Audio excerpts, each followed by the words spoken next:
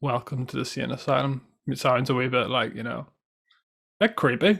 Yeah, that just kind of reminded me. There's a wee Scottish woman at work who lended me her. She mentioned a TV show, Still Games. You know it, Oh yeah, the Scottish one, yeah, yeah. Still Games. She brought it up, and I was like, I don't think I've seen it. And she was like, Oh, pal, I'll lend it to you here. And she offered with six fucking seasons to give me, Is it not on Netflix? probably. And Well, at least you. she landed it with six seasons, and then I've had them for like a month and a half, and I've watched one episode. Oh, days. She- She's leaving now, and it just anything Scottish people say sounds hilarious and like it's kind of threatening. I was sitting in the canteen and she just got up from the whole way from across the canteen, slowly came over to me, went right down into my ear. I was like, I'm gonna need them DVDs back, pal. Did you just sprint home and get them? I was like, "You're coming now." I just gonna That's need that reminds me of one of my favorite jokes, and it's a guy goes into a bar in Scotland and orders a shandy, and the barman replies, "We don't do cocktails." that Frankie Doyle, isn't it? It might be. I'm not sure. It could well be. I heard that. That's amazing. It's a great joke.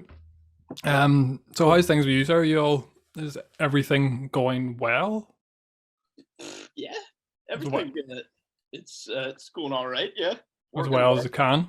as well as it can. I think I've been lucky in this whole pandemic. I got a job fairly quickly, so a lot of the time for me, it Yeah. hasn't really felt like any Uh, different because I'm working 9 to 5 anyway. yeah. So you haven't, yeah, because you were working in hospitality beforehand, weren't you? Yeah, a lot of hospitality doing barman, and Yeah. now I'm working at a box factory where I assemble boxes. It Right. it doesn't get any more exciting than that. I'm ready to give up comedy. just to Like, I'm an become top box maker. Oh yes. Is that an actual job? Can you become like the TBM? I like to hope they'll make the position specifically for me. I have been on the box machine now for God knows how long, months, Wow. and I've reached the level where I just can't get. There's nothing more I could give to them. Yeah, it's one of the, I don't mean to, like, I hope this doesn't happen, but it just sounds like one of those jobs that you imagine a machine's been doing for 20 years. Oh yeah, yeah. I'm not even needed. Like, Are you just there to press watch? yeah, basically. Like if anything happens, press this button. I'm like, sir. In case the machine just stops making boxes. Yeah, yeah, basically. That's fantastic. I guess let's get deep into this. What kind of boxes are we talking about? Johnny, let me tell you. No, but we're really making a PPE for the pandemic. So they're making Is this faces. so like PPE as in like people just hide in boxes? Yeah. We're making just scare the fuck out of people, yeah. Sorry, Bring continue. terror across the UK. Right. No, we're making like masks and whatnot for the coronavirus. And I just happen to be in the section where I'm assembling the boxes they put everything into. Right, okay. It's everything I've ever wanted. The dream has come true. You see that episode of The Simpsons where they go to the box factory? I No, can't you haven't. remember. Oh well, we always like used to joke about like that's hilarious because it's the most boring job ever, and now I'm doing it. That's fantastic. I remember being about 16 or 17. One of my first job, I got asked about 2 days in the job, and it was literally taking checkbooks off a machine and putting them in a bag until the bag was full, and then you tie the bag and then start a new bag. And there's a guy on the other end of the machine. His job was to put the checkbooks into the machine. See, I didn't actually think it could get much better than Box Factory, but you've outdone Yeah. me, sir.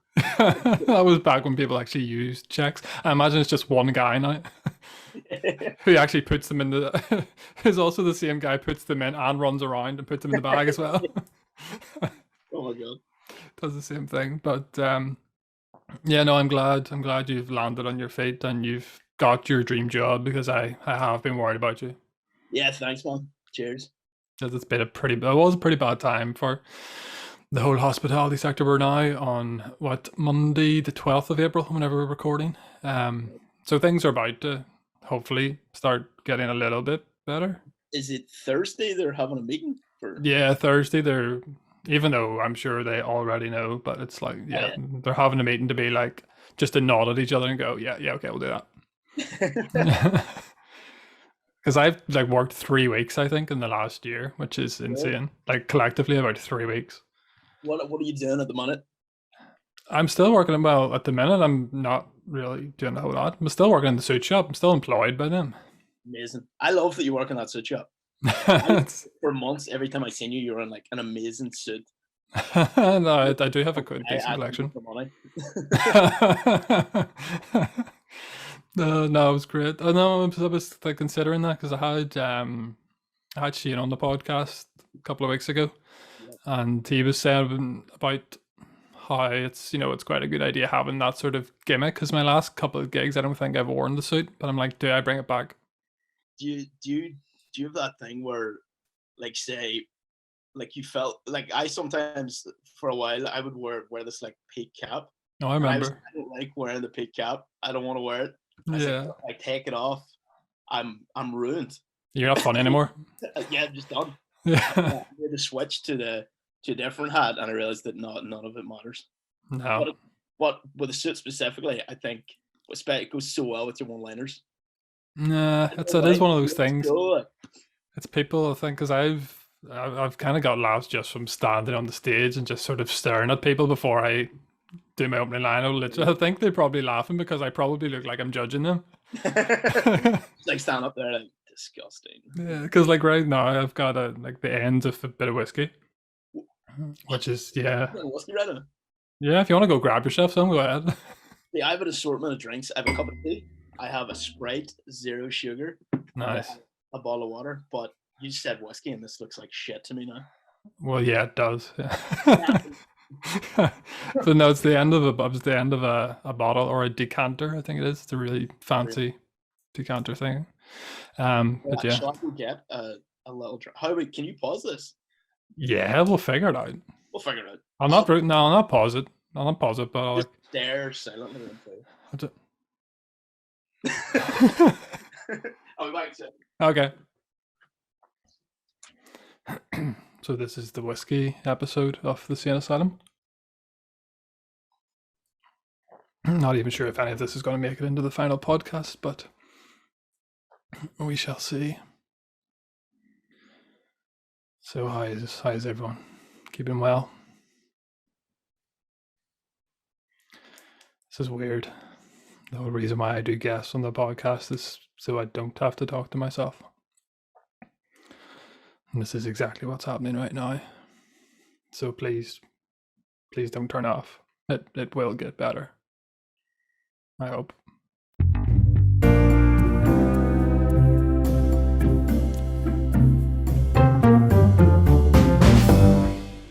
Welcome back.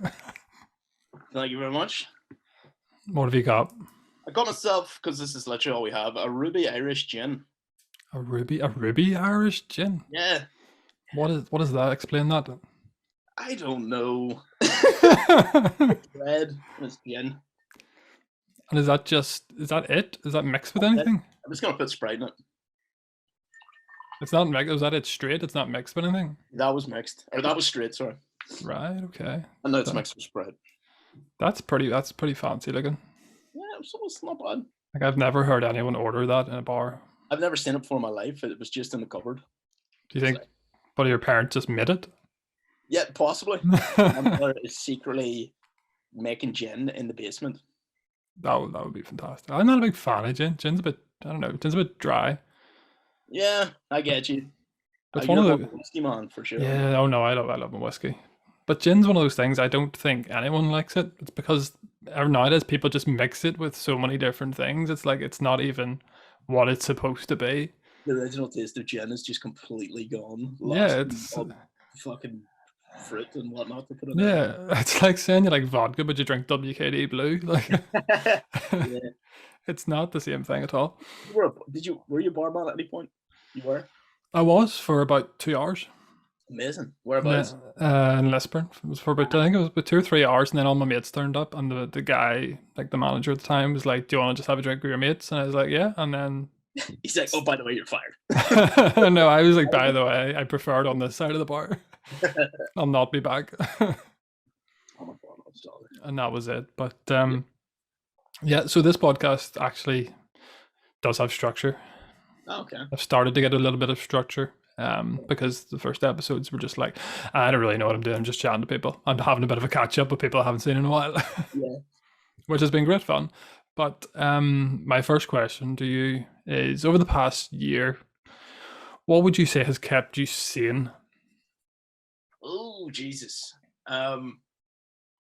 What has kept me sane? Just Just because in of the lockdown, or just in general? just in general, just in general. Obviously, you went from probably gigging quite a bit Yes. Okay. to So, then nothing. um, kind of what has kept me sane in general? Like, I think one of the main things that brought me like a bit of peace of mind, especially coming toward the end of like doing stand up when I ended there, which was, of course, I felt like, oh, I finally figured this out. And then they're like, you're going into a fucking national lockdown. Yeah. That's what you get for being happy, James.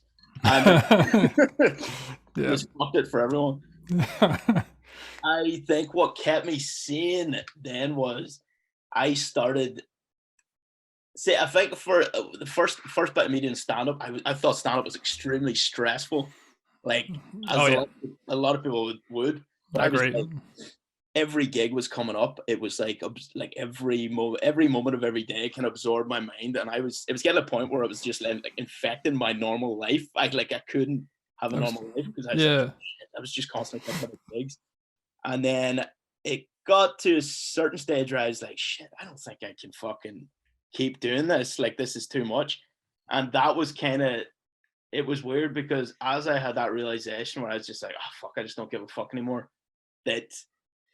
all the anxiety and stress just evaporated once I Right.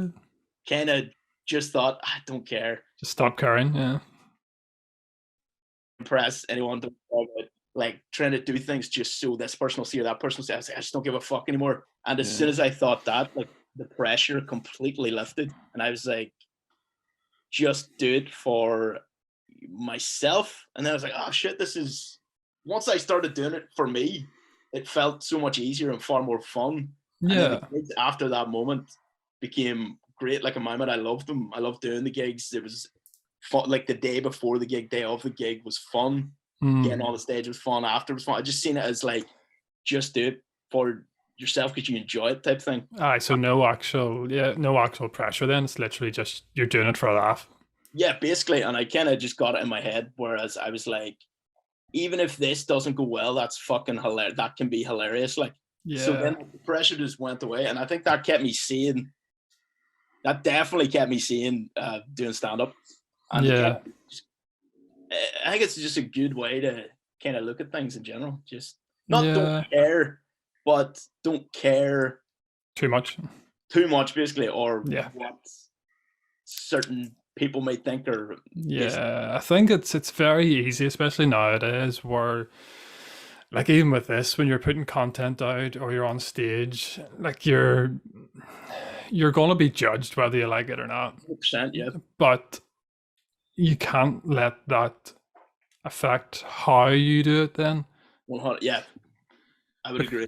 Because it's something I've put off kind of making content to actually put out for that reason, because whenever I put this out on, whenever this reaches whenever I start getting like 10 plus listens an episode, Yes, then people might start commenting and might get some abuse. But you have to be in the right frame of mind, and I'm quite similar to you in terms of the stand-up. I think since I started back, I've kind of had more of that attitude. It's whereas I'm writing for myself, if I find it funny, yeah, I'm doing it for myself and performing. I'm making sure I enjoy it and I'm up there and I'm comfortable.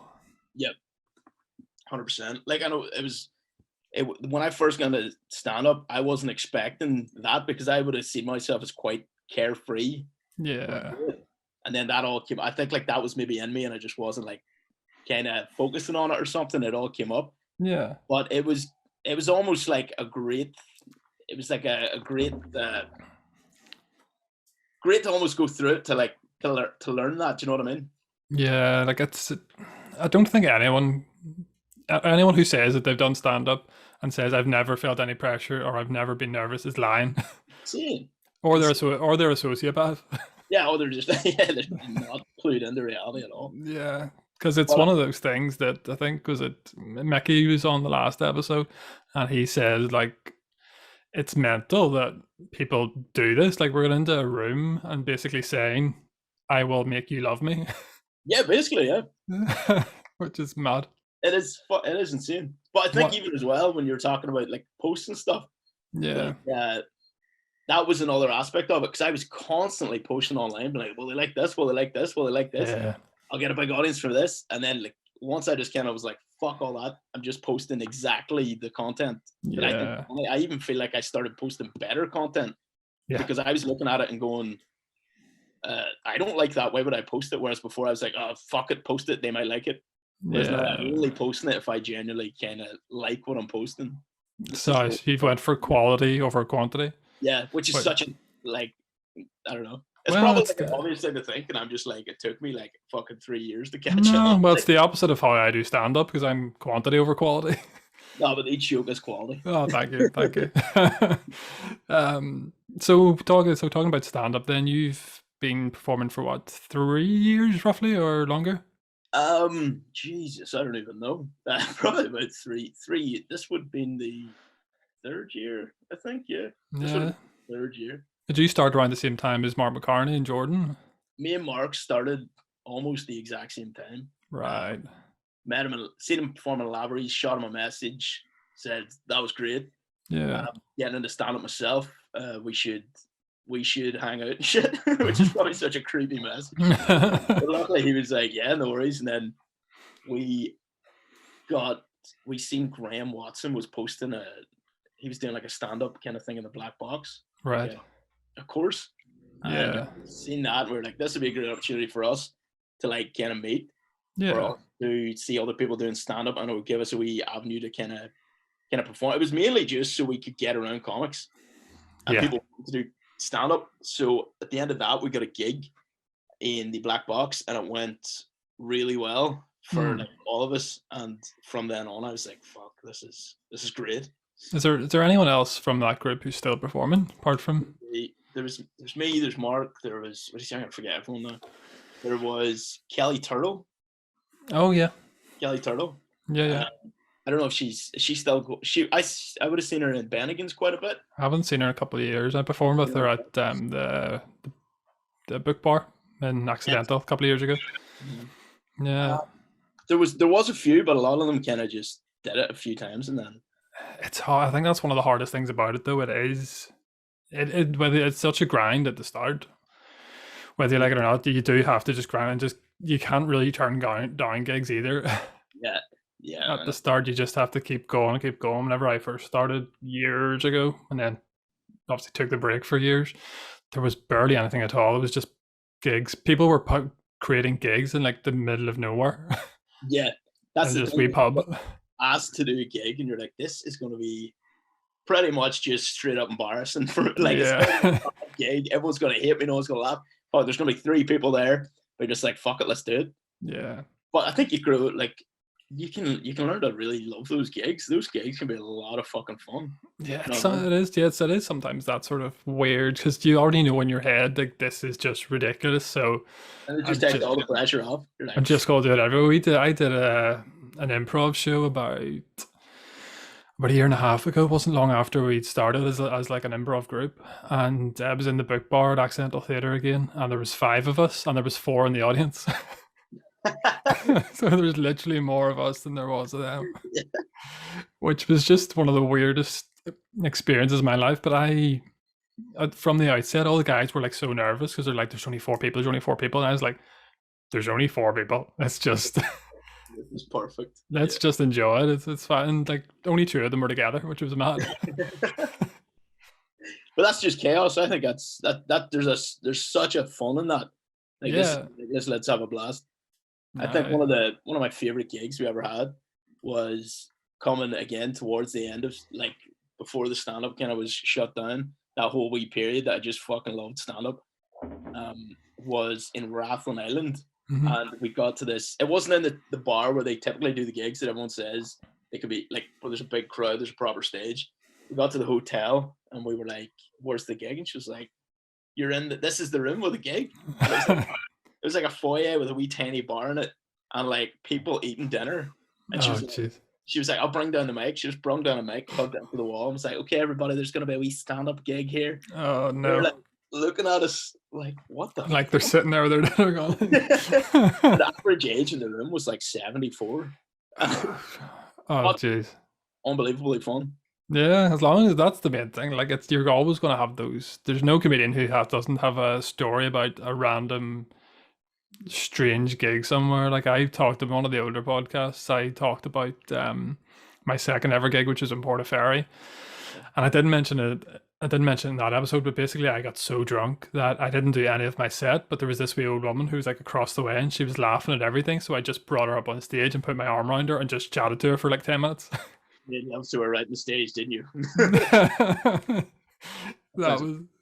that was just so weird. But you do need those gigs to then appreciate the gigs now, because as I've mentioned before again in the podcast, how audiences now I think are so much better, where they're actually there to see comedy when you're doing gigs. You're not intruding on them. Yeah, Belfast especially. Everyone in Belfast is just completely up for it. They're there. That we did 2 gigs there at the end of the first lockdown, in one of Vittorio's garden, one in the Limelight.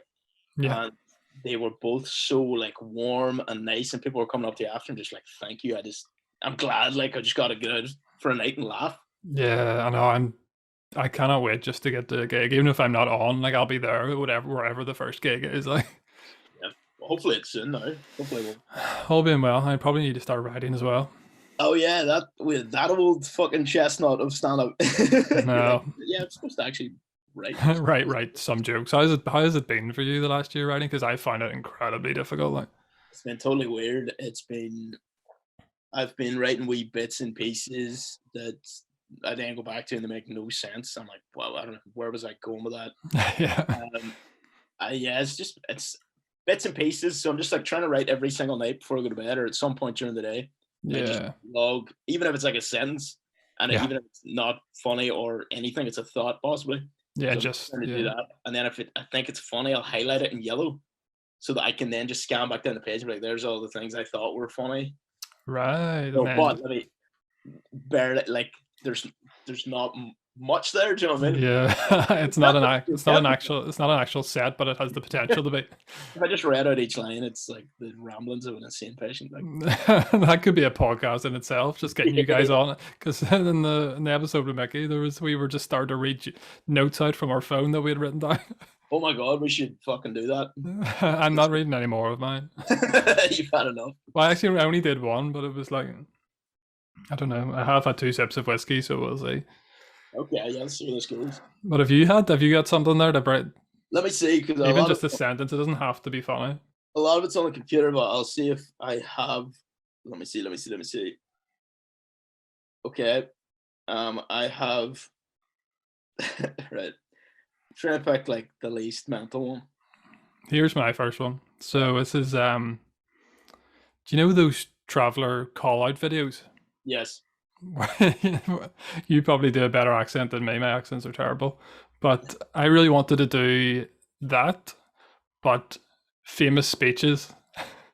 So traveler call out video style, but like we will fight them on the beaches.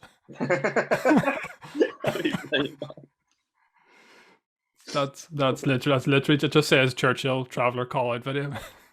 I'm almost embarrassed to read out my most recent note. It literally goes, "Big old titties, just like grandma used to make." Doesn't even. I want to know what was going on in your head at that time. I think when I said it in my head, I was like, "I didn't even move." And I say something like, "Where else?" Fuck no, that. Do you know what? Let's just keep going. That's exactly why I only do. That's why I only do one. I'm not going to delve into this anymore. Because then you start to realize who you are as a person. Yeah, I'm just like, I'm not coming across well here to myself. What do you think? That's fine. We'll move on to the next segment. So I asked you to prepare 3 things that drive you insane. Yes, which I like. So you did. I like that this is a podcast focusing around mental health, and you were like, think negatively for the next day. Well, this is the bit in between. So there's what keeps you sane. So that's the mental health part. Then there's the what Yeah. drives you insane, which Okay. is hopefully this kind of lighter side, maybe. Okay. Perfect. Yeah. What's the first? So what's the first one?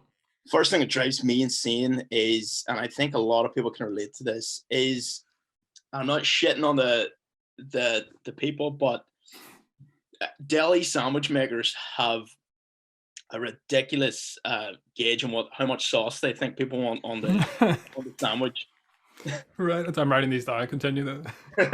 And that is my main gripe. You're like, just give like the woman actually. I was getting a sandwich at lunch the other day, and I was like, just a little bit of sauce, and she just turned to me and goes, "Well, I like a lot of sauce." I'm like, "Well, this is my sandwich."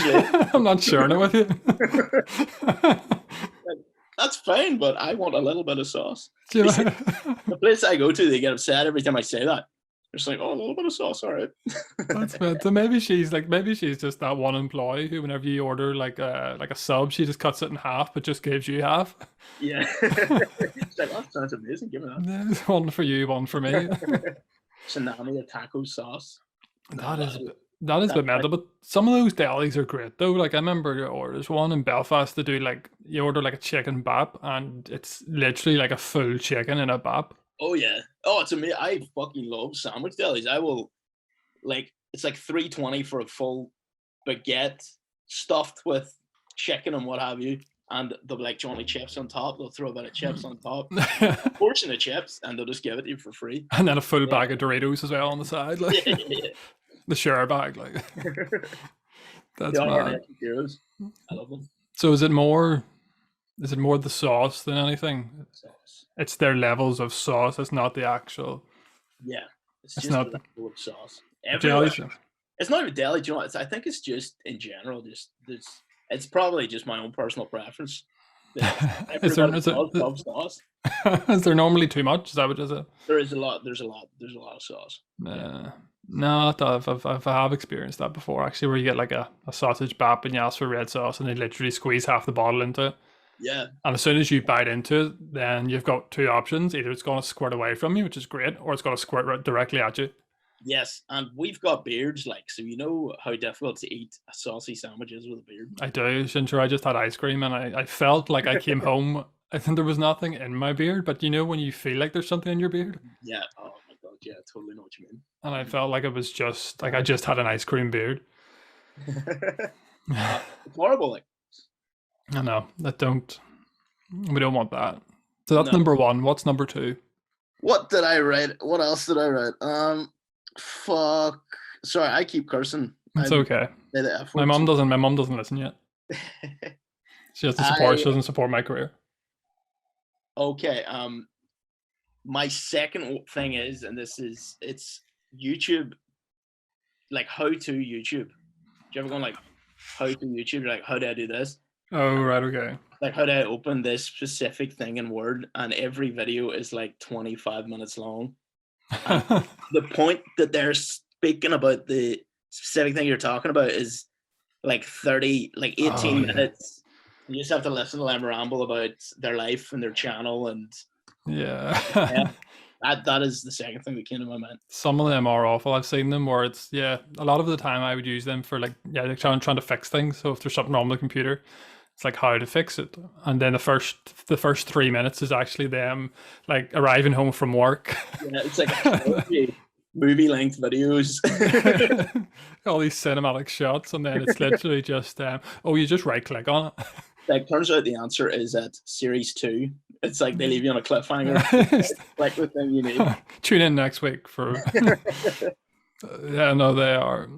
But YouTube is just full of that sort of stuff, and you have to click through so much nonsense to be able to actually find out. Sometimes if it's a video, I actually won't even watch it. I need text. I'm like, I want to read how to do it. Yes, I get that totally. Have you found that your attention span is 0? if you see a video like that's 1 minute long, I'm like, I can't watch. And I feel bad because I make videos that are longer than that. Yeah, that's true. If somebody showed me my own video at 4 minutes, I'd be like, I'm not watching it. Like, That's too much ever. I 100% agree with you.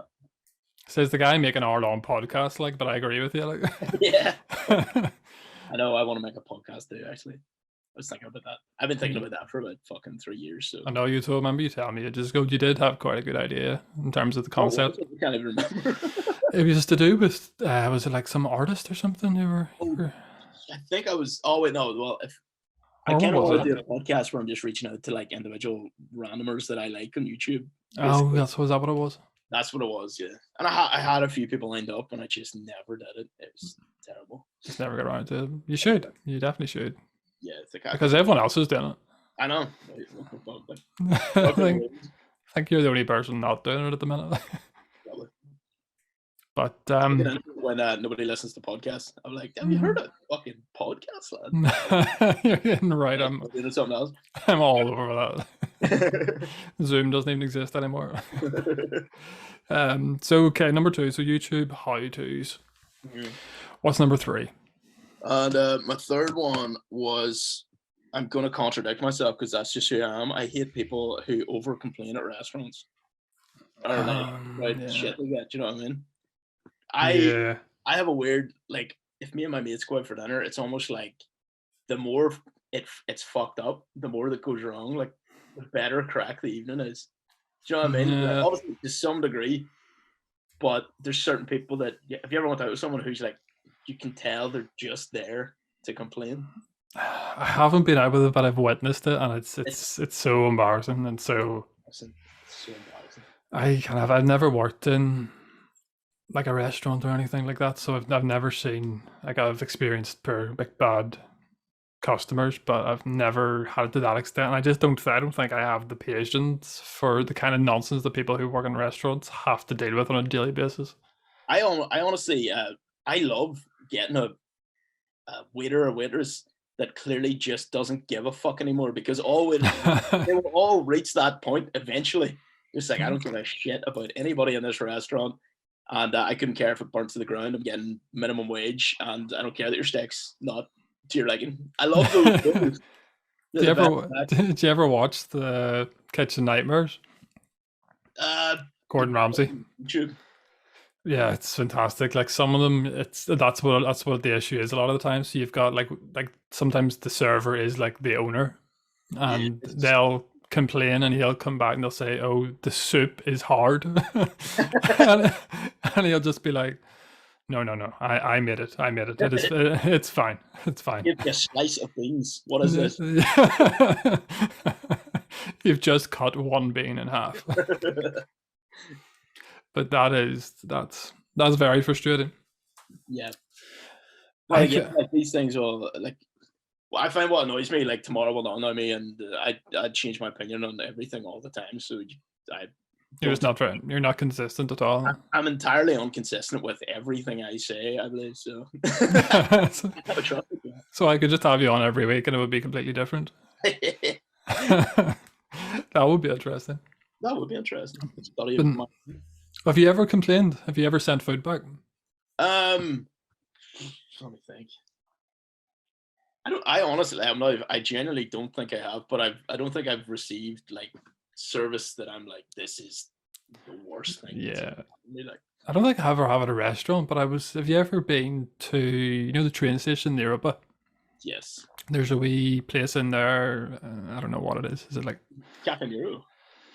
No, they sell like food, like hot food and stuff.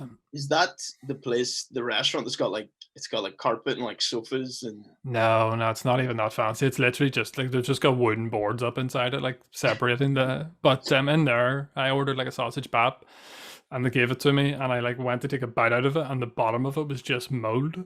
Oh yeah, well that's that is complainable, for sure. Yeah, so I had it. I was sick for a week, and no, I didn't eat it.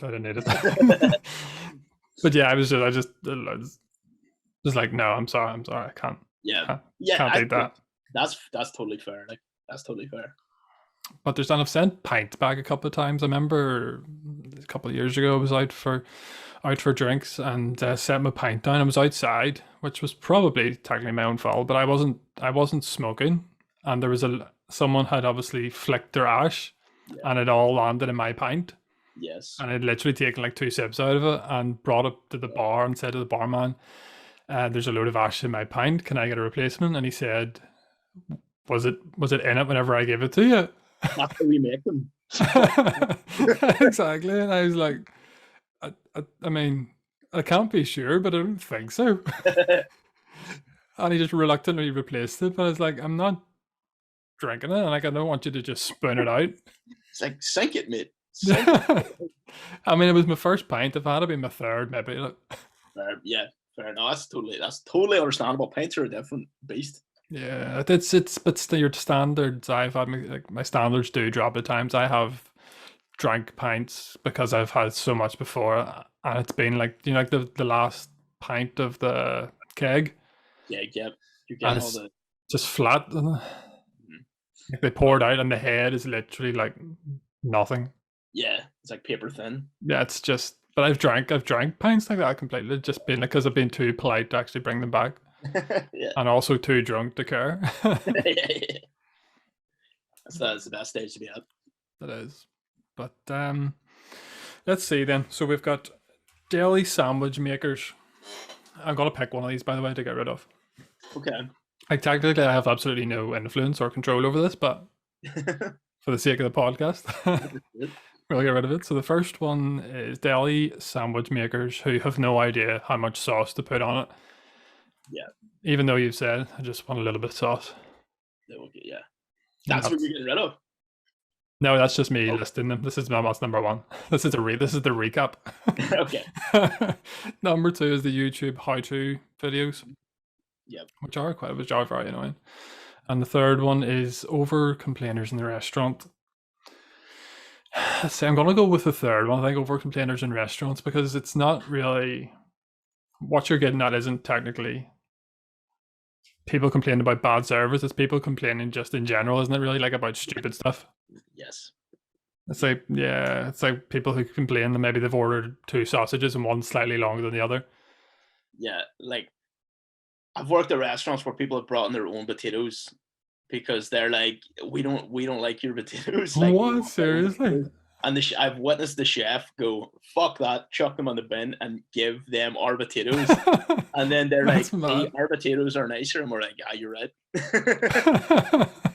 That's insane. Who brings their own? Who goes like working out for dinner? Right, we've got the keys, we've got the phone, we've got the spuds, we've got the fucking pretties. Like, oh, yeah, these are the people I'm talking about. That's actually it's hilarious. Imagine, why would you bother going out? I disagree with them. I'm inconsistent. I disagree with myself. I love their attitude. Really? That's mental. No, we've binned it, so those people have been put in the bin.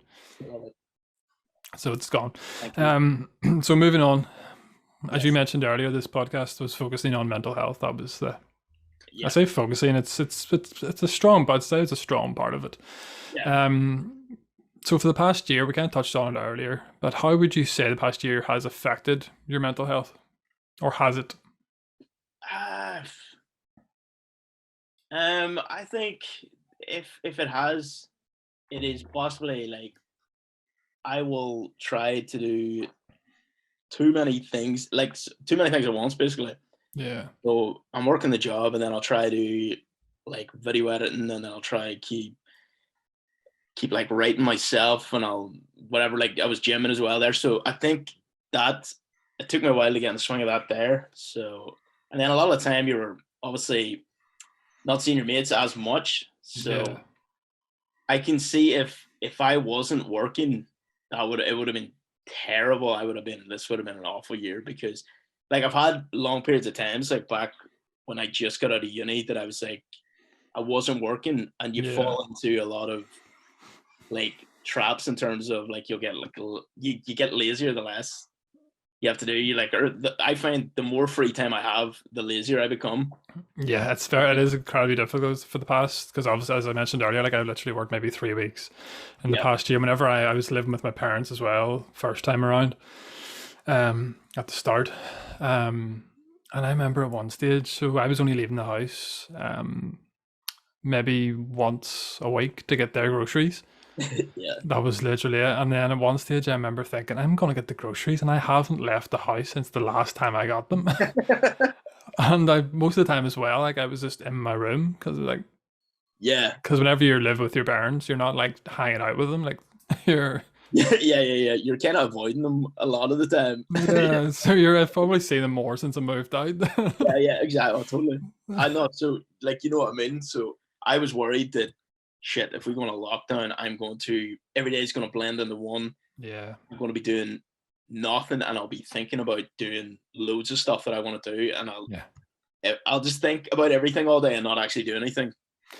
I know it's an easy trap I think to fall into, and it's definitely happened me. Like I've had very sort of up and down days over the past year. Like there's times where I'll be like at the start I was actually loving it because remember all the good weather at the very start.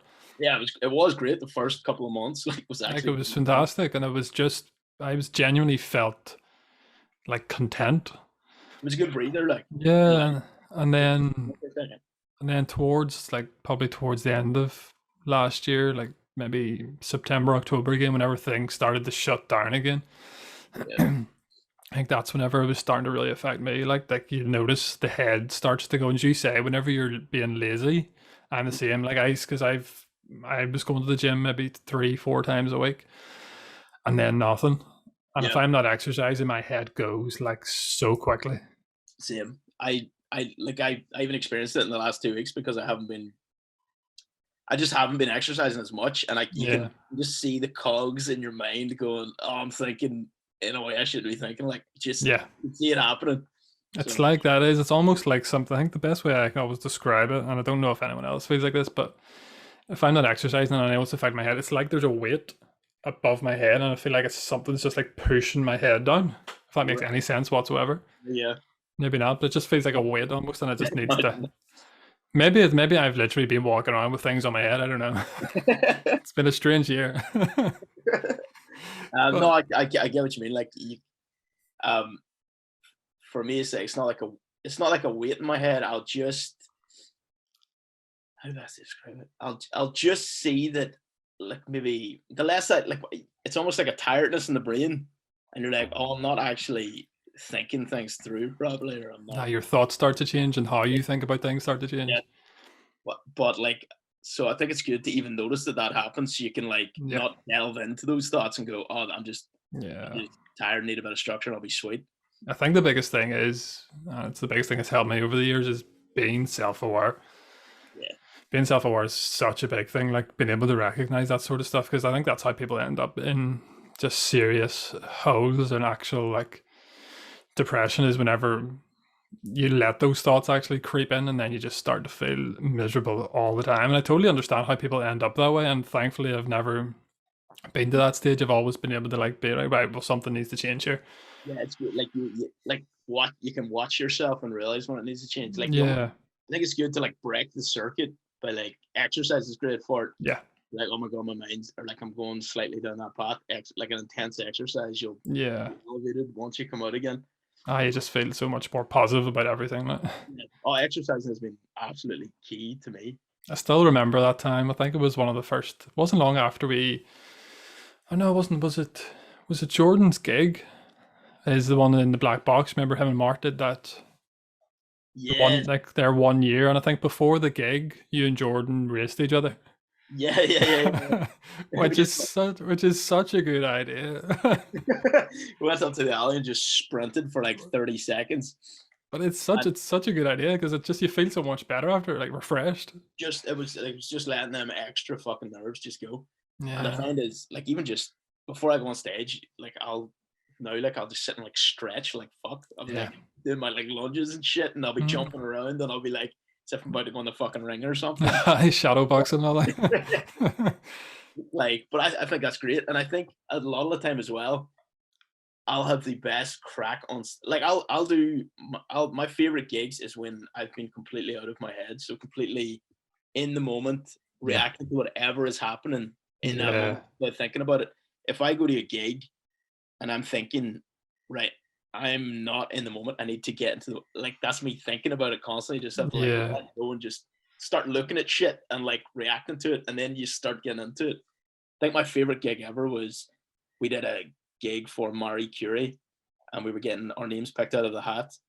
And just before they were announced, I went to the toilet, and I Ah, could hear my name being called from the toilet, and I oh, literally jeez.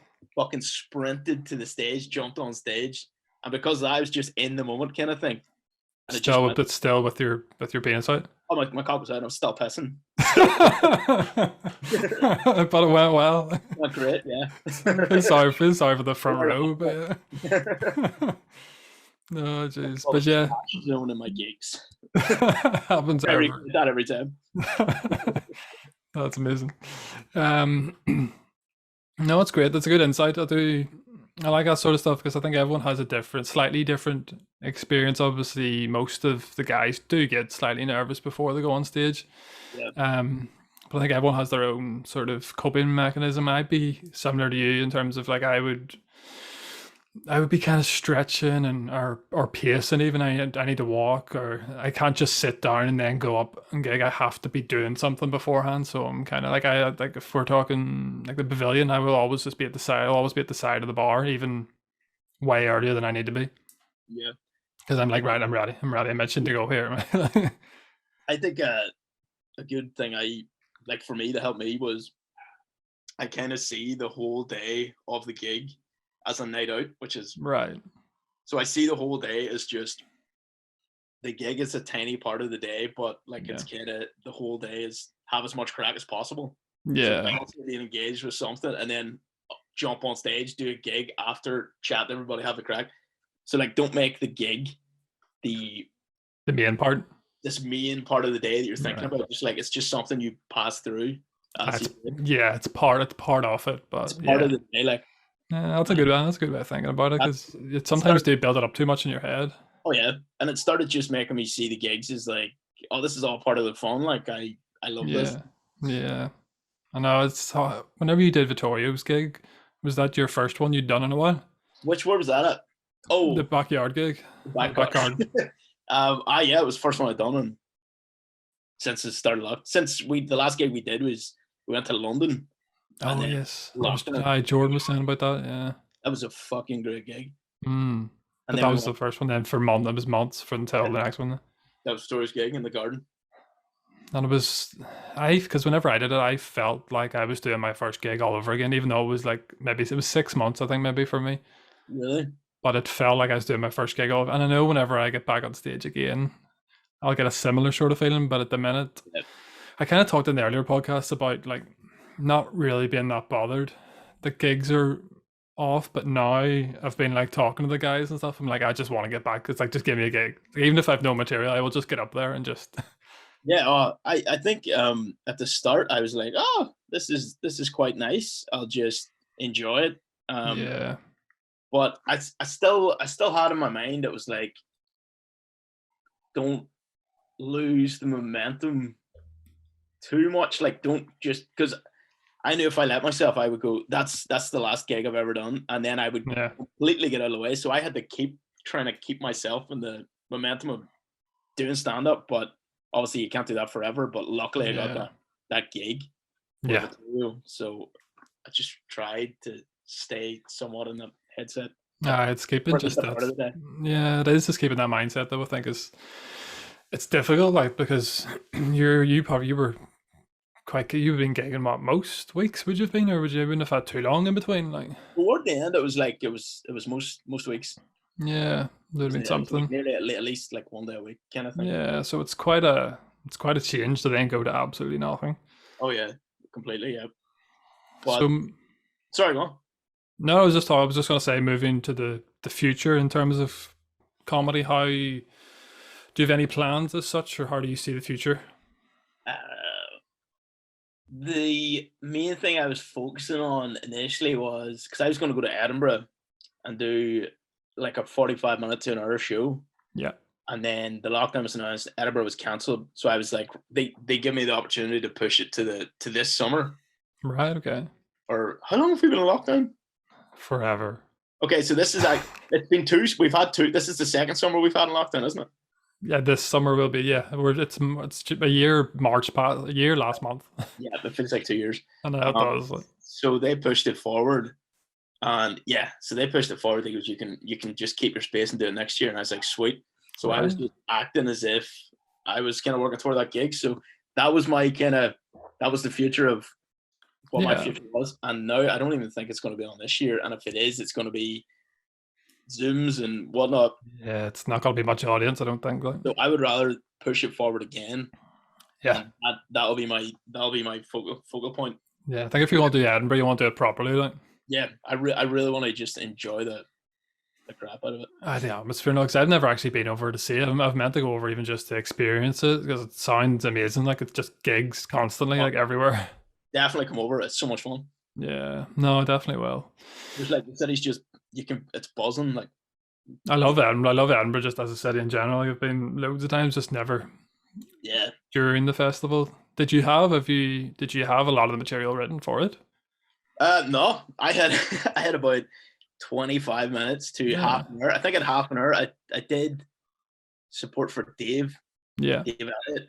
Hmm. He goes do about half an hour before the support, and I Yeah, think I had about half an hour before, and I yeah. just signed up to a 45-minute, 50-minute gig. That's pretty And in good. my head, I was like, if I have a deadline, I will figure it out. Yeah, well, that's my problem. That's been my problem with writing. Is I write far better if I know I've got a gig. If you told me I have a gig tomorrow, I could write jokes tonight. Exactly. But if you go, we don't know when your next gig is, you're like, You're like, fucking leave. yeah, you're just writing for nothing. But I'm gonna have to start writing just for my own enjoyment, if nothing else. Yeah, no, totally. Just do it for the fun of it. Like, We need that. But that's all. That's all for the podcast. Thank you so much for joining us. I say us. It's just me. you and the plants in the photo. Me and the plant. I know the plant has become like a focal point. That's actually shelves behind it, covered. It looks like, is that Covered what in is in those shelves? What are you having? it's women's shoes, but I swear they're not mine. Yeah. I mean they're size 4, so they're definitely not mine. unless I'm a Questionably small feet. or a drag artist who wears shoes that are far too small. You're just dance like that there. Just Just like hopping along the stage. that would actually be quite funny, to be fair. What would your drag name be before we leave? Oh no, I don't know actually. I don't even know why I asked that. I don't know. Do you know what? I thought of a terrible one. Right. I don't think it's been done before. And it's terrible coming from someone who was raised a Protestant. But if I was a drag artist, I think I would call myself Oprah Ra. Oprah Ra. Oprah Ra, that's fucking dumb. There would be no welcome, Oprah Ra. Oprah Ra, yeah, oh, fuck, that's wonderful. What's yours? I don't know why I asked because I haven't got one. You haven't got one. Be able to think. Like, under this severe pressure. Well, that is your task for the next time, because I'm sure I'll have you back on at some stage because your opinions change so often. I will. Yeah, I'll. Yeah, 100%. So we'll get you on again, but we'll do the goodbye, bye, and then we'll do the offline goodbye where we can just start like talking crap about people. Yep, of course. All right, all the best. Bye.